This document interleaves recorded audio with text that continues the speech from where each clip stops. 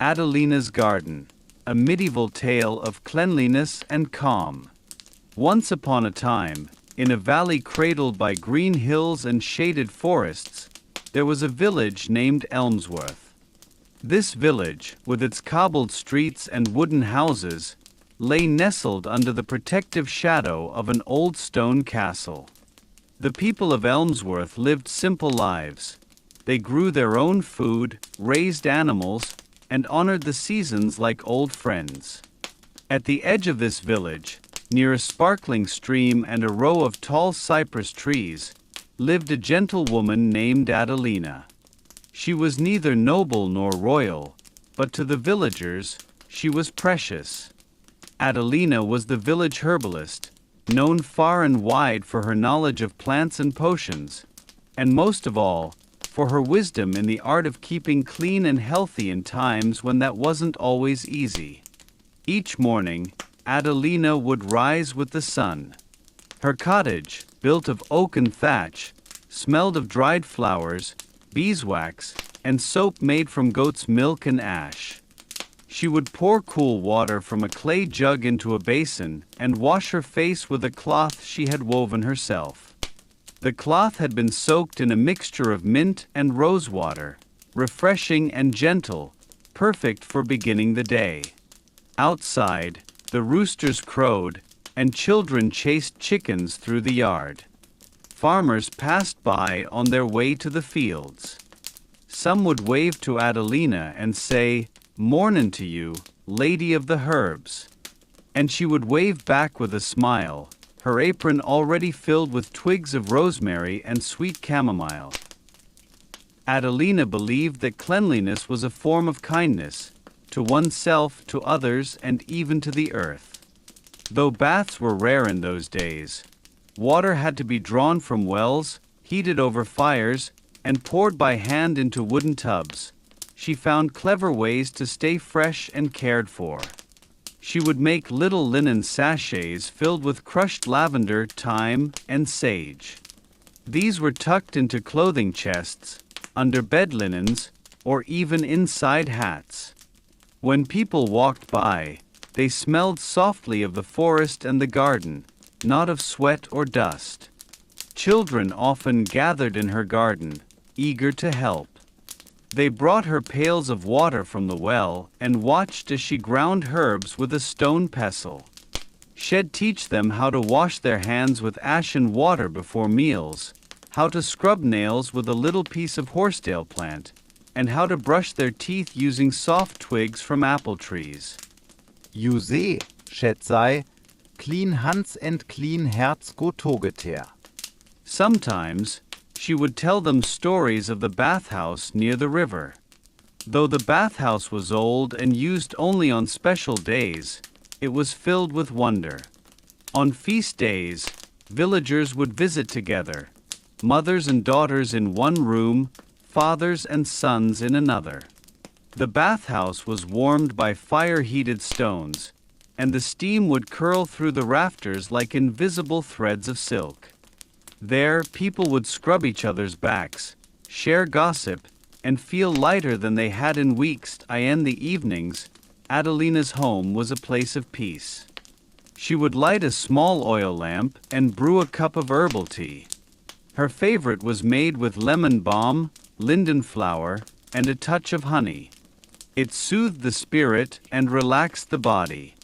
She would sit by the fire, spinning yarn or reading from her worn book of remedies, listening to the gentle crackle of the hearth. One night, as a storm rolled over the hills and thunder gently rumbled like a sleeping bear, Adelina had a visitor, a young girl named Adelina. She had a runny nose, tired eyes, and her dress was damp from the rain. Adelina welcomed her in with a warm cloth, dried her feet, and gave her a soft robe to wear. She made a warm bath for Adelina using heated rainwater and sprinkled in chamomile, yarrow, and marigold. As the little girl soaked in the tub, her eyes grew heavy. Afterward, Adelina rubbed a lavender salve on her forehead, tucked her into a cot by the fire, and whispered, "Clean water, warm light, and a kind heart. That's all anyone needs for a good night." Elira smiled, her eyes closing slowly as the wind hushed against the windows. That night, she slept deeper than she had in many weeks, dreaming of sunlit gardens and soft mossy paths. As the seasons passed, more villagers visited Adelina. They came not only for potions or soap but for peace.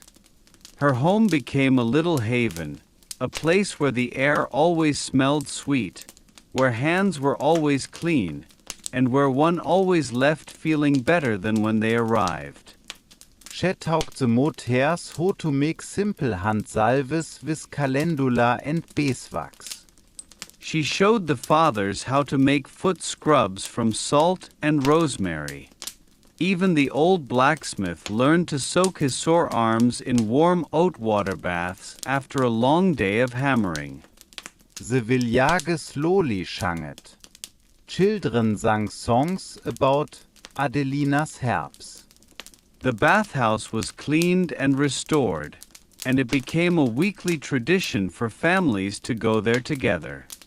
Even the old mayor, who had once grumbled about fancy smells, began wearing a sprig of mint in his collar. And as Elmsworth grew cleaner, it also grew closer, for hygiene was not just about the body, but about community, comfort, and calm. Every night, Adelina would walk through her garden, brushing her fingers across the soft petals and whispering thanks. Then she would sit by her window, the moon shining on her face, and listen to the soft sounds of sleeping houses, the quiet rustle of straw beds, the lullaby of crickets, and the deep, peaceful breathing of a village at rest. And she would smile, knowing that even in a world without modern luxuries, there could be gentleness, care, and cleanliness, if only people took the time to see it. So, dear dreamer, as you close your eyes tonight, imagine yourself in Adelina's garden. Warm breze in your hair, lavender in the air, a candle glowing on the windowsill. Let your mind wander through the peaceful paths of a time long ago, where even the simplest things brought joy and rest. Good night, and may your dreams be as calm and clean as a quiet medieval night. Herb Part 2. The Scent of Lavender and Stormy Skies. One cloudy afternoon. The wind shifted over the hills of Elmsworth. The birds flew low, and the smell of rain floated gently in the air. Adelina stood by her garden, watching the silver clouds gather above the castle towers in the distance. She had just finished tying up bundles of thyme and rosemary when she heard small footsteps on the path. It was Elira again, the same little girl who once came during a storm. "Miss Adelina," she said softly, "may I help you today?" Adelina smiled and handed her a small wicker basket. Of course, my dear. Let's gather some lavender before the rain comes. Together they wandered through the garden, gently plucking lavender stalks and placing them in the basket. The lavender's scent was warm and calming, the kind of smell that makes your shoulders relax and your breathing slow. As they worked, Adelina told Elira more about the old ways of staying clean and well. Long ago, she began, people thought that bad smells caused sickness. That's why they filled their homes with sweet herbs, not just to make them pleasant, but to stay healthy. Elira listened closely as she picked another bundle. And it really helped? Oh yes, Adelina said. Even kings had pockets of herbs sewn into their clothes. And poor folks like me? We just grew them by the door. After they finished gathering, they went inside, where Adelina had warmed a kettle of water over the fire. She poured it into a ceramic bowl and dropped in the fresh lavender. "Now," she said, "we'll make a face steam. It helps you breathe easier, especially before bed." Elira leaned over the bowl, a towel draped over her head. Steam rose gently, carrying the soft scent into the air. Adelina sat beside her, closing her own eyes and breathing in deeply. Outside, the rain had started, a quiet tapping on the roof, steady and slow. After the steam, Adelina made a simple balm using melted beeswax and herb oil. She dabbed a little on Elira's forehead and said, "This keeps the skin soft, and it smells like peace." Elira yawned. "It does." Adelina gave her a soft towel and said, "Go curl up on the bench, and I'll tell you a story while the storm sings outside." Part 3. The Bathhouse Feast. Once Elira was settled under a warm woolen blanket, Adelina lit a small lantern and began her tale. "Long ago," she said, "there was a young baker's apprentice named Milo. He worked from dawn to dusk kneading dough, sweeping ash, and carrying trays of bread. His hands were always dusty, and he often forgot to wash up.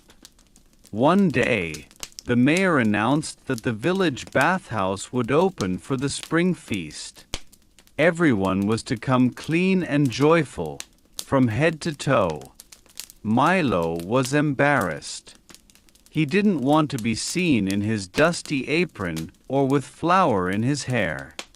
So he snuck into the bathhouse at dawn, hoping to wash alone. But guess what? Adelina smiled. He wasn't alone. The bathhouse was already warm from the fire, and inside sat the blacksmith, the schoolteacher, and even the mayor's wife, all washing and laughing together. Milo hesitated, but they welcomed him in. The teacher helped scrub his back, the blacksmith shared soap, and the mayor's wife gave him a sprig of rosemary. That night at the spring feast, Milo sat at the table freshly washed, his hair combed and his cheeks glowing. And no one remembered the dusty boy from the bakery, only the young man who smelled like sunshine and bread. Elira giggled at the story, her eyes heavy with sleep. "I like that tale." "It's true," Adelina said with a wink. "Cleanliness brings more than health. It brings pride, friendship, and sometimes a little magic." She pulled the blanket up to Elira's chin and kissed her forehead. Outside, the storm had quieted. "Only a few gentle raindrops tapped the window now." Adelina poured herself a cup of warm milk with honey, then sat by the fire with her old book of recipes. She wrote a new note. "Lavender steam calms the chest, clears the mind. Best shared with a little helper." As the fire crackled softly and the scent of herbs floated through the room, the village of Elmsworth slept under the clouds, calm, clean, and safe. Droplet Part 3. The Village Bath Day. The morning after the gentle storm, the air in Elmsworth was fresh and earthy, like wet grass and pine. Golden sunbeams peeked through clouds, and little birds chirped as if welcoming the new day. Adelina stepped outside with a basket in hand. Inside were soap bars she had made with lard, ash, and dried lemon balm, simple but good. She also carried bundles of herbs wrapped in linen, mint, chamomile, and a little rosemary. Today was special. It was Village Bath Day. Once each month, the townsfolk of Elmsworth gathered at the old stone bathhouse near the riverbank. It was a long, low building with wooden beams and thick steam drifting lazily from its roof. Inside were two big rooms, one for women, one for men, with large wooden tubs that had been filled with water heated over open fires. Adelina met her friends on the path, old Marga with her cane, shy Hella the seamstress, and cheerful Greta who always brought honey cakes. Everyone wore simple clean shifts and carried towels tucked under their arms. Inside, the bathhouse was warm and smelled of pine and mint.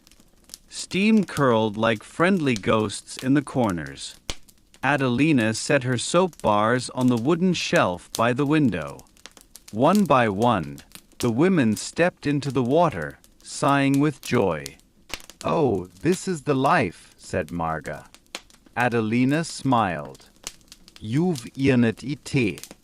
As the women soaked, they talked, not about troubles, but simple joys. Greta spoke of her bees laying golden honey, and Hella shyly mentioned a young cooper who had asked her to walk with him by the mill. Adelina helped them gently scrub their backs with cloths dipped in herbal water.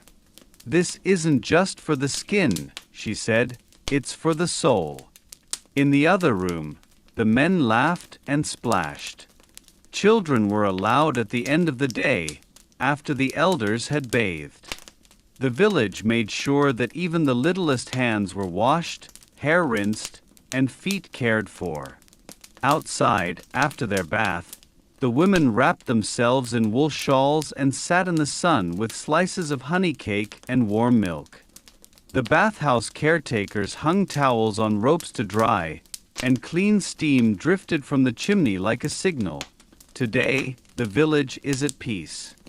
As Adelina combed her hair under the shade of a tree, she felt something deep and still, not just the pleasure of being clean, but the warmth of belonging. When people take time to care for themselves and each other, something special grows, like a second kind of garden. Vollmond Part 4. The Night of Candless. That evening, after the village bath day, Elira returned to Adelina's home. Her face was glowing, her hair was damp, and her hands smelled faintly of chamomile. Adelina had prepared a small surprise, a night of candles, an old tradition that she hadn't shared with anyone in years. She laid out 3 beeswax candles, a bowl of warm rose water, and soft cloths. "Tonight," she whispered, "we welcome the moon with light, with warmth, and with clean hearts." Together, they lit the candles one by one. Each flame flickered gently, casting golden reflections on the stone walls. Then Adelina dipped the cloth into the rose water and gently pressed it to Elira's cheeks, her forehead, her hands. Elira closed her eyes, breathing deeply. Afterward, they sat in silence, listening to the wind in the trees and the occasional hoot of an owl. "Did you always do this?" Elira asked. "When I was a girl, yes," Adelina said. "And now with you." Elira rested her head on Adelina's arm, the candlelight dancing softly beside them. And outside the window, above the cypress trees and rooftops, the moon rose, round and gentle, watching over a village where even in simple homes, with simple hearts, peace could be found in warm water, sweet herbs, and the kindness of a single hand. Vollmond Part 4. The Night of Candless. That evening, after the village bath day, Elira returned to Adelina's home. Her face was glowing, her hair was damp, and her hands smelled faintly of chamomile. Adelina had prepared a small surprise, a night of candles, an old tradition that she hadn't shared with anyone in years. She laid out 3 beeswax candles, a bowl of warm rose water, and soft cloths. "Tonight," she whispered, "we welcome the moon with light, with warmth, and with clean hearts." Together, they lit the candles one by one. Each flame flickered gently, casting golden reflections on the stone walls. Then Adelina dipped the cloth into the rose water and gently pressed it to Elira's cheeks, her forehead, her hands. Elira closed her eyes, breathing deeply. Afterward, they sat in silence, listening to the wind in the trees and the occasional hoot of an owl. "Did you always do this?" Elira asked. "When I was a girl, yes," Adelina said. "And now with you." Elira rested her head on Adelina's arm, the candlelight dancing softly beside them. And outside the window, above the cypress trees and rooftops, the moon rose, round and gentle, watching over a village where even in simple homes, with simple hearts, peace could be found in warm water, sweet herbs, and the kindness of a single hand. Part 5. The Passing of the Garden. Many seasons passed in the village of Elmsworth. The gardens bloomed, the bathhouse remained warm, and the scent of herbs drifted through the air on summer afternoons. And all the while Adelina, older now, her hair touched with silver, continued to care for the village as she always had, with her hands, her smile, and her quiet wisdom. Elira, now a young woman, had grown under Adelina's care like a wildflower in good soil. She had learned the uses of every plant in the garden, how to make healing salves, soothing teas, and soaps that left the skin soft and the spirit calm. One crisp autumn morning, Adelina sat on the stone bench outside her cottage, wrapped in her woolen shawl. The sky above was a soft gray, and the wind carried the scent of apples and damp leaves. "Elira," she said gently, "I think it's time." Elira turned from hanging bundles of sage near the window. "Time for what?" Adelina smiled. "Time for you to become the garden's keeper." Eliras eiswiedend. "Me? You already are," Adelina said. "The village trusts you. The children listen to your stories." "The bathhouse has your herbs on the shelves. And when someone is ill, it is your door they knock on." Elira came to sit beside her. "But what about you?" Adelina looked toward the hills. "I will rest now." "My hands have worked many years, and my heart is full. But everything you need is already in you, and in this garden." They sat in silence for a while, listening to the soft creaking of the trees and the rustling of wind through the lavender stalks. Birds hopped between branches, and far off, a child's laughter echoed. That evening, the villagers came to the garden. Word had spread. They brought candles, little jars of jam, loaves of bread and flowers, not to say goodbye, but to say thank you. Marga brought her shawl to wrap around Adelina's shoulders. Greta kissed her hands. The mayor read a small poem. And then, as the sun dipped below the trees, Elira stood by the garden gate and took a deep breath. She thanked Adelina for her teachings and promised to keep the herbs growing, the stories flowing, and the village clean, not just in body but in heart. Later that night, Elira sat alone by the fire, holding Adelina's recipe book, its pages worn and soft from years of loving use. She turned to a blank page and wrote, "Today I became the keeper of the garden. Cleanliness is more than washing, it is care. It is warmth, patience, and peace. And when you give these to others, you carry a light that never fades." She closed the book, added another log to the fire, and listened to the quiet hum of the sleeping village. Strich. Mondsichel Epilog. A garden that never sleeps. Years later, children in Elmsworth still chase chickens through the yard. The bathhouse still steams every month, laughter echoing from its wooden walls. And the cottage near the cypress trees, now watched over by Elira, still smells of mint, lavender, and beeswax. Some say that when the wind blows just right, You can hear Adelina's voice in the trees, whispering. Clean hands. Soft Herz. Peaceful dreams. And if you ever visit that village, and find yourself tired, dusty, or troubled, you only need to follow the scent of rosemary down a little path. The garden will be waiting. The kettle will be warm. And there, in the gentle light, someone will smile and say, Come in. Rest. Your home. Strich. Gut nicht, little dreamer. May your dreams be scented with lavender and filled with quiet peace. Sleep well.